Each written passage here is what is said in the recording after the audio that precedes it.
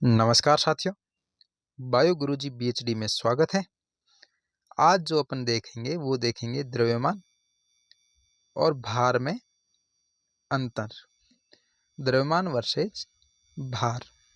भार और द्रव्यमान में क्या अंतर है? लगभग अपन इन दोनों को एक ही मानते हैं, लेकिन आज अपन पढ़ेंगे कि इन दोनों में क्या क्या अंतर होता है। जो द्रव्यमान है वो किसी वस्तु में निहित पदार्थ का परिमाण है, उसको द्रव्यमान कहा जाता है। यह किसी वस्तु के जड़त्व की माप द्रव्यमान कहलाती है।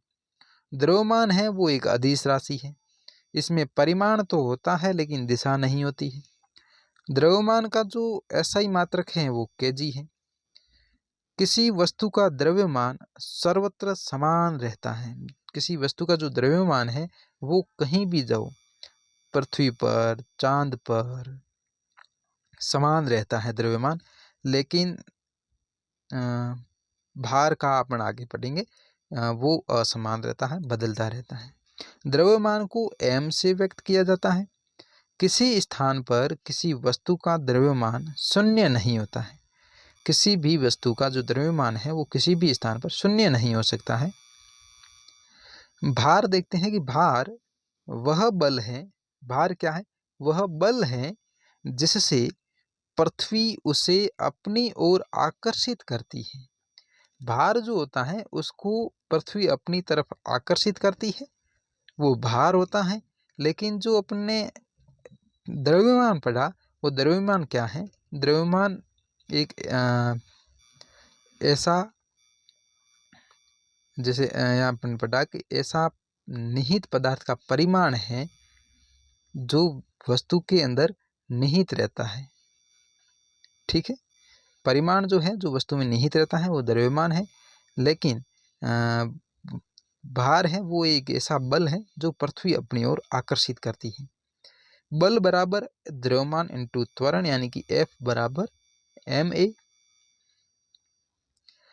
गुरुत्वीय पृथ्वी के गुरुत्वीय बल के कारण त्वरण, गुरुत्वीय त्वरण g है और g का मान 9.8 मीटर पर सेकेंड स्क्वायर अपन ने पढ़ा।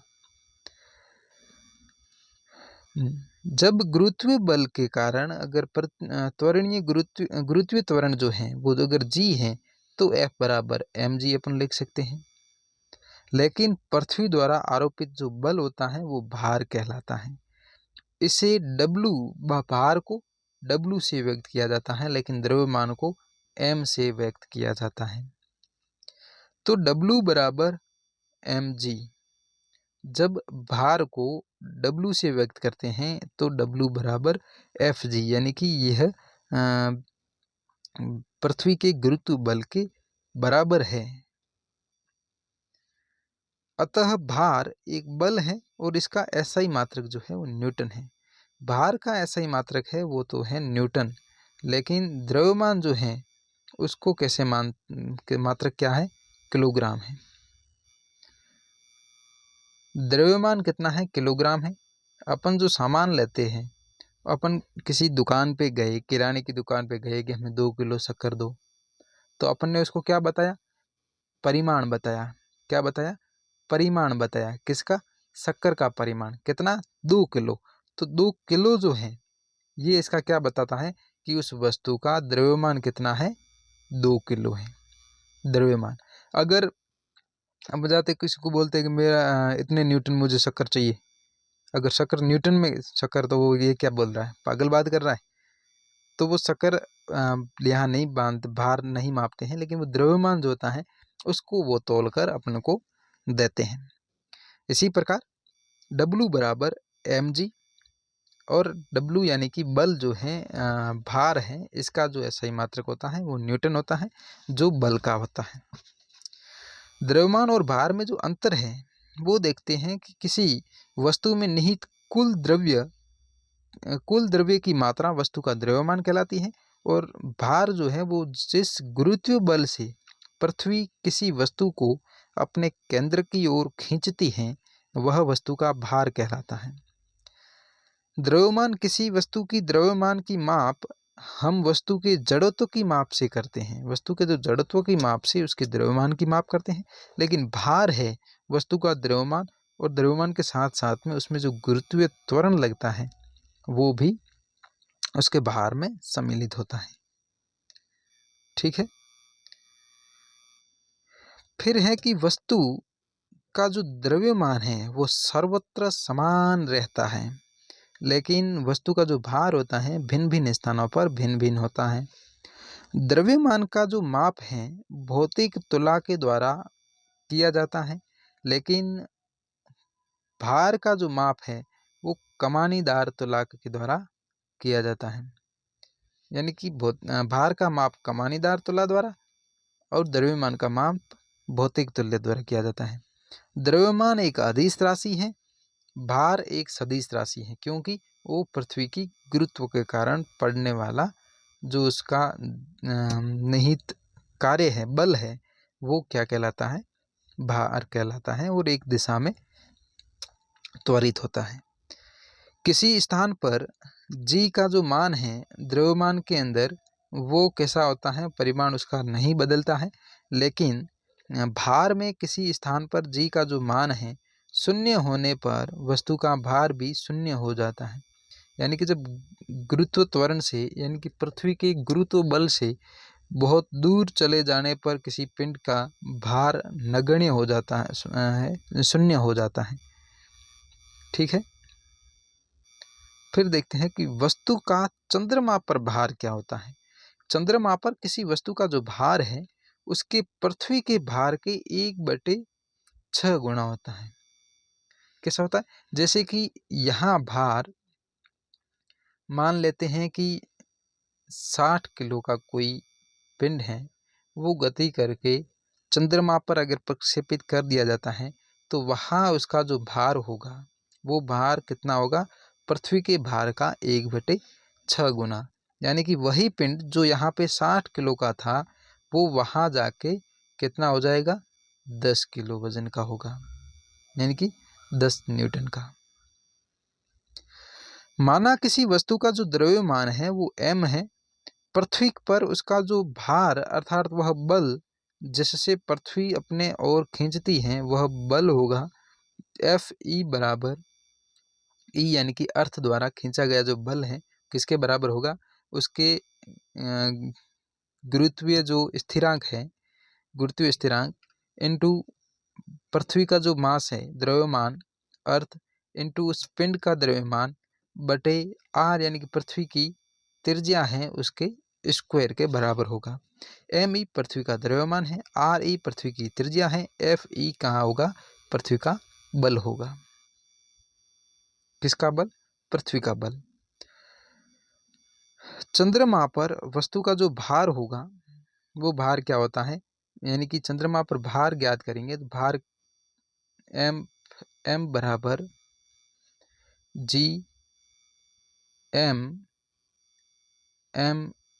इंटू m बटे r m स्क्वायर है।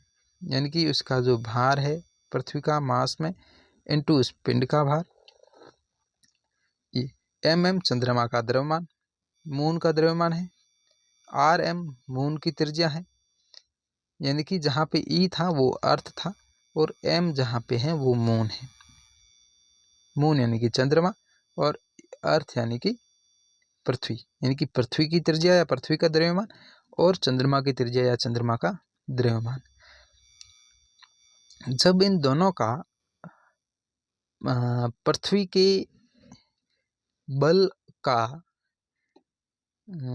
चंद्रमा के बल से भाग देने पर, डिवाइड करने पर जो इसका मान आता है वो कितना आता है, ये जो सूत्र दे रखे हैं g into mass of moon into mass of पिंड, जो पिंड है उसका द्रव्यमान बटे त्रिज्या का स्क्वायर, किसकी त्रिज्या, चंद्रमा की त्रिज्या।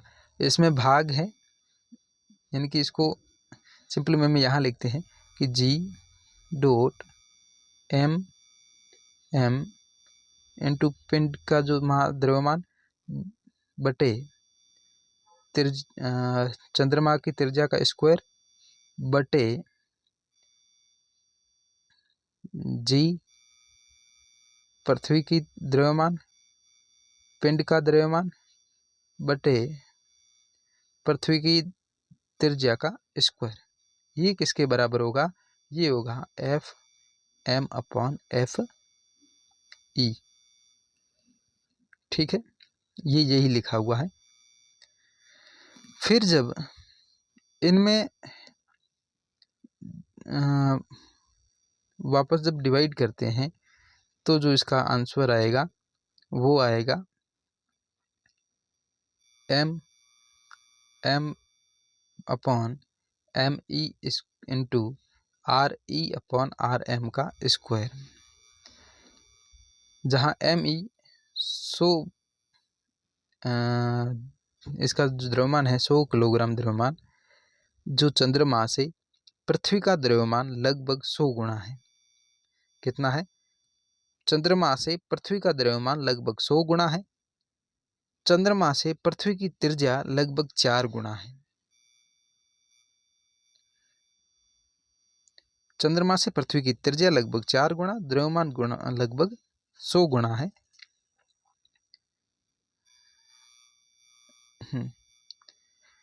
Fm/Fe बराबर Fm/100 इंटू 4RM/RM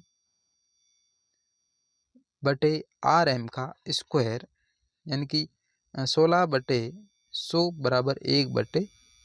जो अपन ने देखा था कि कोई वस्तु है वो अगर मैंने एग्जांपल दिया था कि 60 किलो का कोई पिंड है, चंद्रमा पर जाता है तो वो कितना गुना होता था? 1/6, यानी कि 10 न्यूटन का रह जाता है।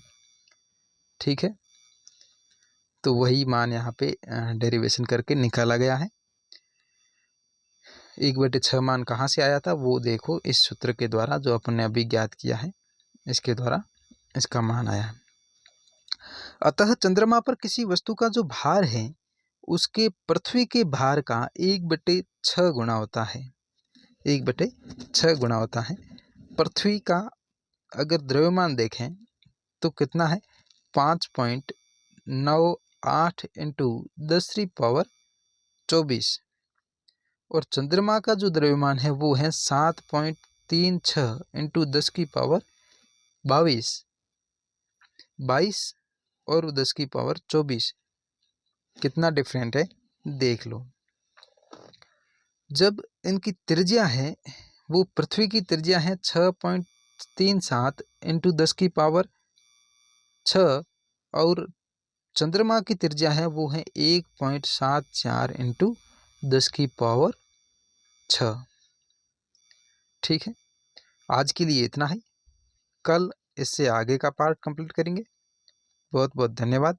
जय हिंद, जय भारत।